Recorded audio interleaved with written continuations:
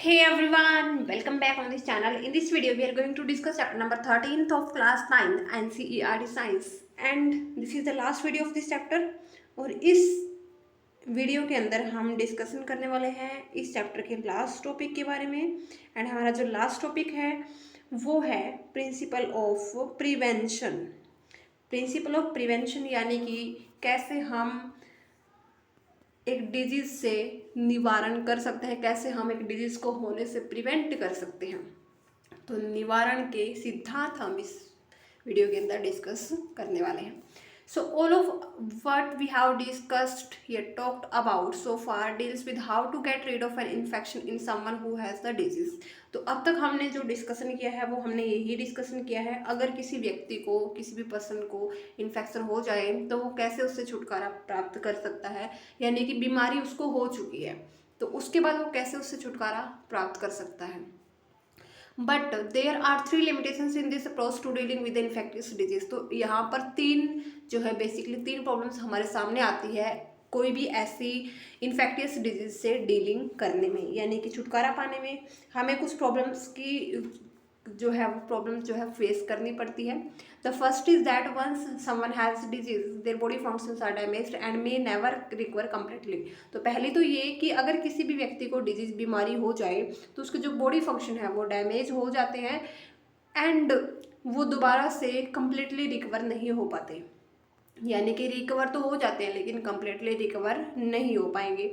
The second is that treatment will take time, which means that someone suffering from a disease is likely to be bedridden for some time even if we can give a proper treatment. तो second चीज़ ये कि अगर हम किसी भी व्यक्ति को जिसको जो है कोई डिजीज हो चुकी है तो अगर हम उसको ट्रीटमेंट दें, एक अच्छे ट्रीटमेंट दें, प्रॉपर ट्रीटमेंट दें तो हो सकता है कि उसको कुछ टाइम के लिए उसको जो है बेड रिडन मतलब उसको कुछ टाइम के लिए जो है एक काफ़ी लंबा टाइम इसमें लग सकता है और उसको काफ़ी लंबे टाइम तक या बिस्तर पर उसको जो है लंबे टाइम तक उसको जो है आराम करना पड़ सकता है, यानी कि उसका जो एक तरह से उसका काफ़ी टाइम जो है वो इस डिजीज़ के ट्रीटमेंट में ही चला जाएगा.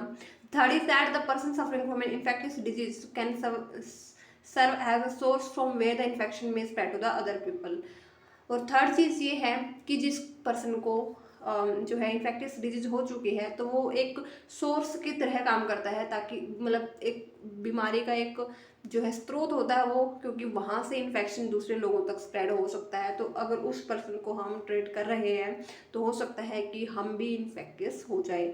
सो this leads to the multiplication of about difficulties. और इससे क्या होगा कि अगर किसी ऐसे पर्सन को ही, कोई हेल्दी पर्सन को ही जो है डिजीज हो जाएगी तो हमारी जो डिफ़िकल्टीज है वो इंक्रीज हो जाएगी.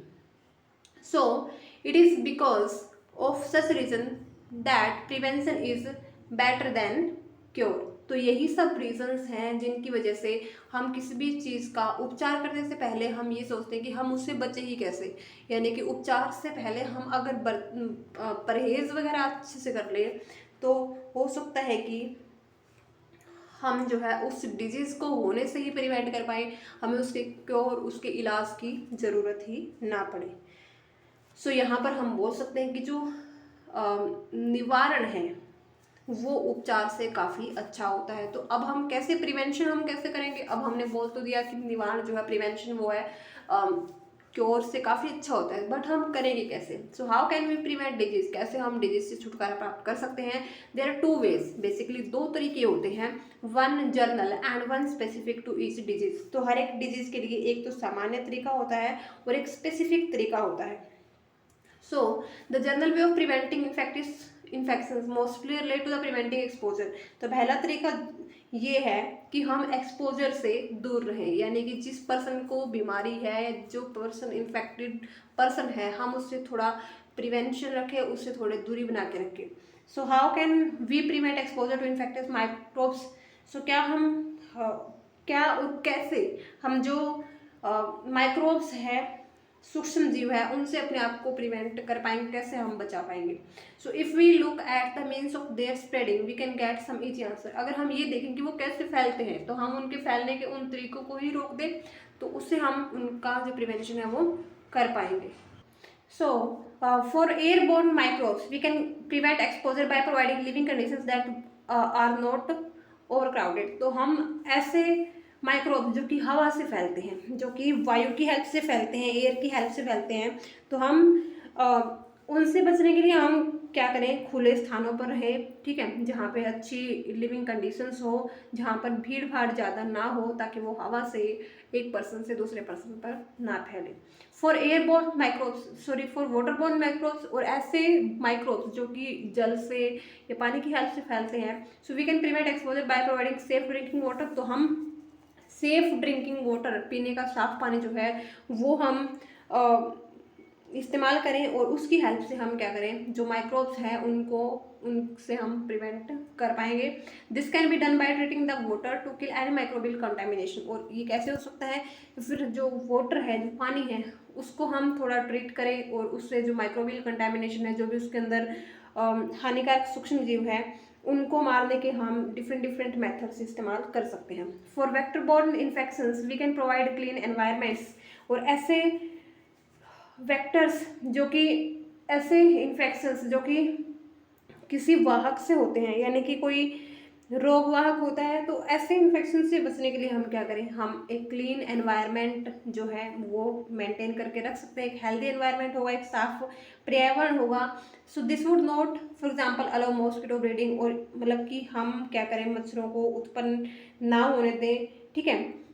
इन other words, public hygiene is one basic key to prevention of infectious disease. और दूसरे शब्दों में हम कह सकते हैं कि हम पब्लिक जो है हाइजीन रखें, यानी कि हम एक तरह से अपने आसपास के एरिया को साफ रखें, स्वच्छ रखें, और इससे हम क्या करेंगे, इन्फेक्टियस डिजीज से हम खुद को प्रिवेंट जो है, उनके फैलने से, उनकी स्प्रेडिंग से हम प्रिवेंशन जो है वो अचीव कर पाएंगे। So in addition to this issues that relate to the environment, there are some other general principle to prevent infectious disease. तो इन एनवायरमेंट रिलेटेड इश्यूज के अलावा और भी बाकी बहुत सारे तरीके हैं, बहुत सारे सामान्य सिद्धांत हैं जिससे हम इन्फेक्टियस डिजीज से प्रिवेंट कर पाते हैं। To appreciate those principle let us ask a question we have not looked at so फार।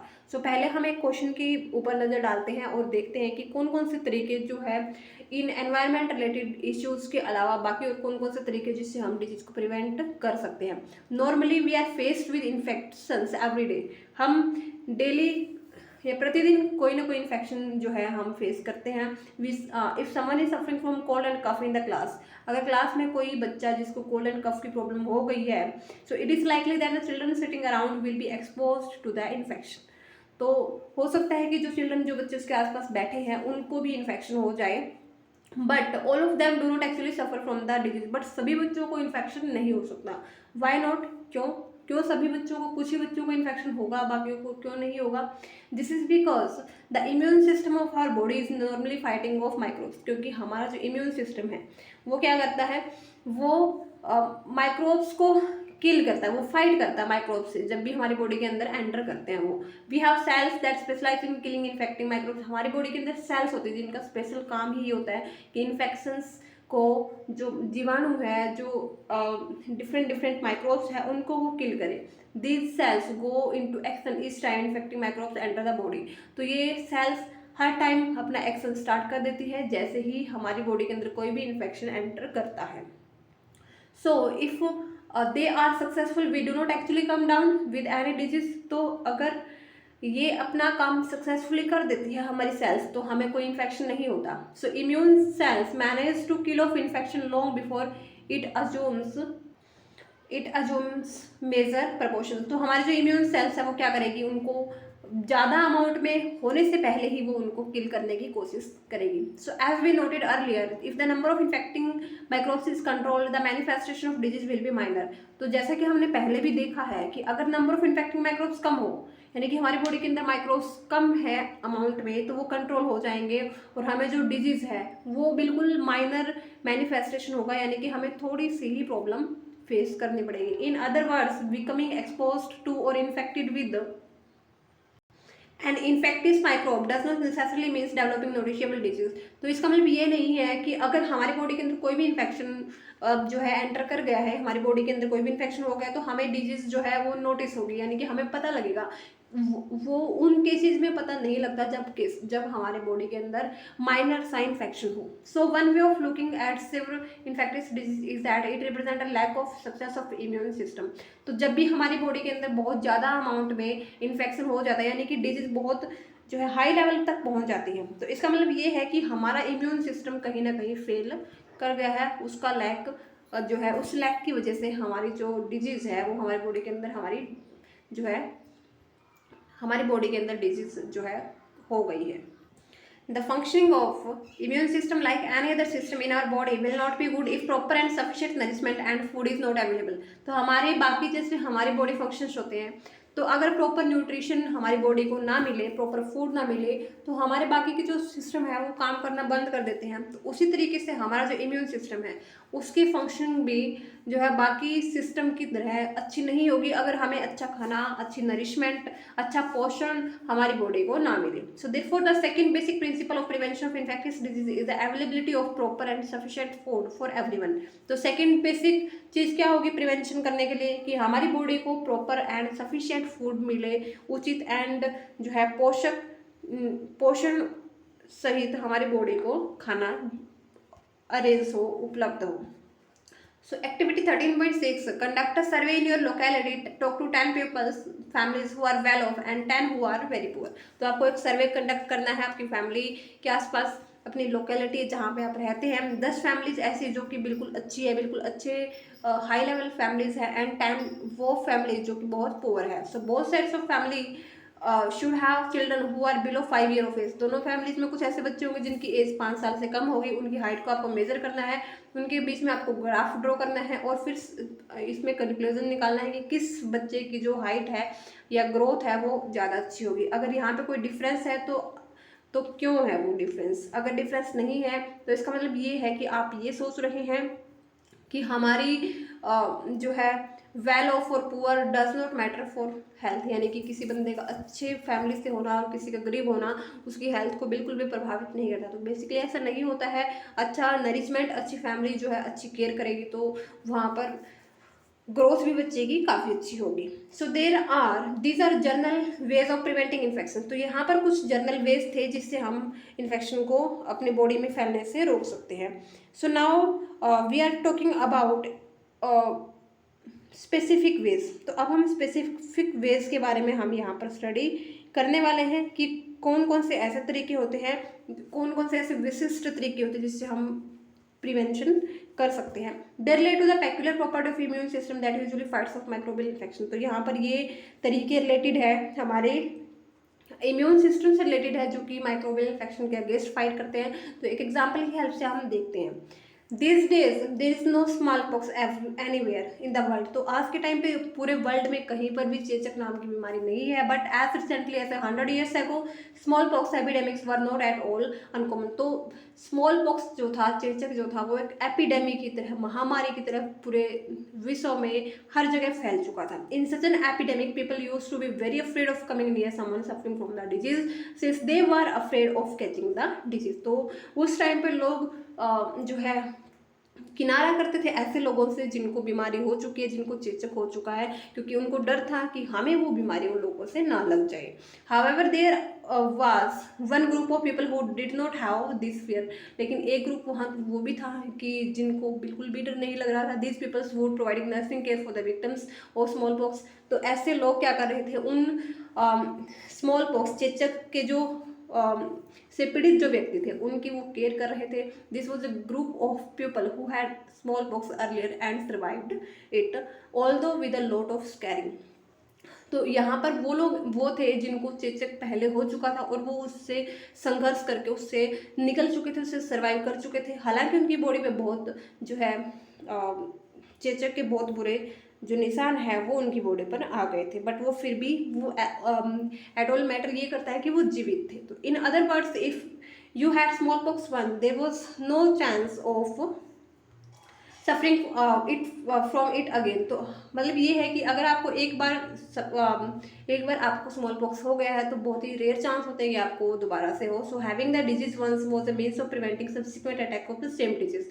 तो अगर आपको एक बार कोई भी बीमारी हो जाए तो उसके दोबारा होने की जो संभावना है वो काफ़ी कम हो जाती है। This happens because when the immune system first see infective microbe it respond against it and then remember it specifically. ये ऐसा इसीलिए होता है क्योंकि हमारे बॉडी के अंदर जैसे ही कोई इन्फेक्टिव माइक्रोब जाएगा तो हमारा इम्यून सिस्टम पहले उसको देखेगा, फिर उस पर रिस्पॉन्ड करेगा उसके अगेंस्ट और उसको वो अच्छे से जो है रिमेंबर कर लेगा। और नेक्स्ट टाइम जैसे ही वो वही माइक्रोब हमारी बॉडी के अंदर एंटर करेगा या उसके आसपास कोई की क्वालिटीज़ का कोई भी माइक्रो बॉडी के अंदर एंटर करेगा तो हमारा जो इम्यून सिस्टम है उसको बहुत ही ग्रेटर विगोर से, बहुत ही अच्छी पावर से, अच्छी क्षमता के साथ वो उसको उसके अगेंस्ट रिस्पॉन्ड करेगा और उसको एलिमिनेट कर देगा इन्फेक्शंस को बहुत ही जल्दी as compare to first time around. This is the basis of the principle of immunisation. तो यही बेसिक प्रिंसिपल होता है इम्यूनाइजेशन का, यानी कि टीकाकरण का। So we can now see that as a general principle we can fool the immune system into developing a memory for a particular infection by putting someone that mimics the microbe we want to vaccinate against into the body। तो हमने general principle के रूप में ये देखा कि हम immune system को एक तरह से मूर्ख बनाते हैं। कैसे मूर्ख बनाते हैं? हम एक जो है एक मेमोरी हमारी इम्यून सिस्टम में डेवलप कर देते हैं जिससे एक पर्टिकुलर इन्फेक्शन को जो है हम हमारी बॉडी के अंदर पुट करते हैं और वो जो है हमारी बॉडी को वैक्सीनेट कर देता है against the actual microbe. So this does not actually cause the disease but this would prevent any subsequent exposure. तो ये हालांकि हमें कोई बीमारी कोज नहीं करता है, कोई सीवियर डिजीज इससे नहीं होती। So to the infecting microbe from turning into the actual disease. तो वास्तव में ये क्या करता है? वास्तव में ये रोग करने वाले उन रोगाणुओं को रोकता है जो बाद में हमें बीमारी कोज करते हैं। तो many such vaccine are now available for preventing whole range of infectious disease. तो आज के टाइम पे हमारे सामने बहुत से टीके ऐसे उपलब्ध है जो कि डिफरेंट इन्फेक्टियस डिजीज का जो है से प्रिवेंट हमें करते हैं and providing a disease specific means of prevention. और रोग निवारण का विशिष्ट साधन हमें उपलब्ध करवाते हैं, एक स्पेसिफिक साधन हमें उपलब्ध करवाते हैं। There are vaccine against tetanus, diphtheria, whooping cough, measles, polio and many others. तो हमारे सामने टेटनस, डिप्थीरिया, कुकर खांसी, पोलियो, खसरा, इन सभी से रिलेटेड बहुत सारी हमारे पास आज के टाइम पर वैक्सीन्स अवेलेबल है। This form the public health programme of childhood immunisation for preventing infectious disease. और बच्चों की जो संक्रामक रोगों से रक्षा के लिए बहुत डिफरेंट पब्लिक हेल्थ प्रोग्राम भी यहाँ पर अवेलेबल है। Of course such a programme can be useful only if such health measures are available to all children. तो ऐसे कार्यक्रम, ऐसे प्रोग्राम जो कि पब्लिक हेल्थ प्रोग्राम होते हैं वो तभी यूजफुल हो सकते हैं कि अगर सभी बच्चों तक ये अरेंज हो पाए। So can you think why this should be so? तो ऐसा क्यों होता है? क्यों सभी को उपलब्ध होने चाहिए? क्योंकि तभी तो हम किसी बीमारी को पर्टिकुलर जो है बेस उससे उसको ख़त्म कर पाएंगे, क्योंकि सभी को अगर ट्रीटमेंट अवेलेबल होगा तभी तो वो जड़ से उसको ख़त्म कर पाएंगे। Some hepatitis virus which cause jaundice are transmitted through water. तो ऐसे कुछ वायरसेस जो कि हेपेटाइटिस को कॉज करते हैं, सो ये कैसे ट्रांसमिट होते हैं? Through water. सो जो कि पीलिया को कोज करते हैं। There is a vaccine for one of them hepatitis A in the market. तो हेपेटाइटिस ए के लिए मार्केट में एक वैक्सीन उपलब्ध है, but the majority of children in many parts of India are already immune to hepatitis A by the time they are 5 year old। तो हालांकि हमारे देश में बहुत सारे बच्चे ऐसे भी हैं जो 5 वर्ष की आयु से पहले ही हेपेटाइटिस ए के अगेंस्ट इम्यूनाइज्ड हो चुके होते हैं, मतलब उनको जो है प्रतिरक्षण उनकी बॉडी में डेवलप हो चुके होते हैं। This is because they are expose to the virus through water. क्यों ऐसा क्यों होता है? क्योंकि ऐसी कंडीशंस उनके लाइफ में होती है कि वो पहले ही गंदा पानी वगैरह पी लेते तो वो वायरस के संपर्क में आ जाते, तो उनकी बॉडी अपने आप से जो है एंटीबॉडीज डेवलप कर लेती हैं। Under this circumstances would you take the vaccine? तो ऐसी कंडीशन में क्या आप वैक्सीन लेंगे? सो ये आपको खुद से डिस्कस करना है। Activity 13.7 rabies virus is spread by the bite of infected dogs and other animals. जो इन्फेक्टेड डॉग्स होते हैं, संक्रमित कुत्ते होते हैं, बाकी कुछ एनिमल्स होते हैं, तो उनसे क्या फैलता है, रेबीज का वायरस फैलता है। There are anti rabies vaccine for both human and animals. Animals और ह्यूमन्स दोनों के लिए ही यहाँ पर एंटी रेबीज, प्रति रेबीज जो टीके होते हैं वो उपलब्ध है।